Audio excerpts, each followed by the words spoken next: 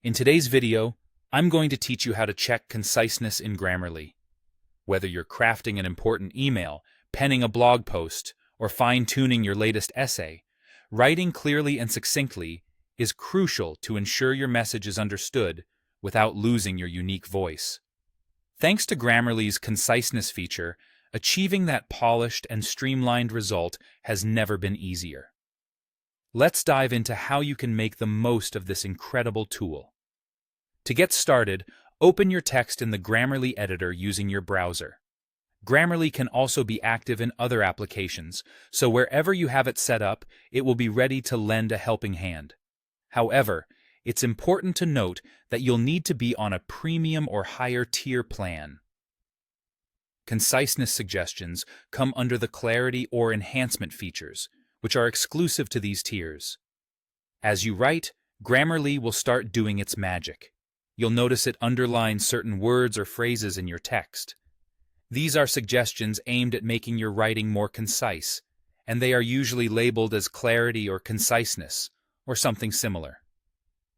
Imagine you're writing a blog post, and it states something like, Grammarly's conciseness suggestions help identify redundant, overused, unnecessary phrases.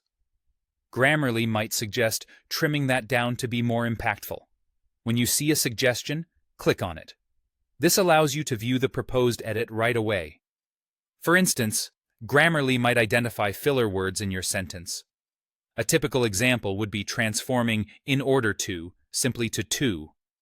You then have the option to accept these suggestions with a single click, or dismiss them if you feel that keeping the original wording serves a purpose.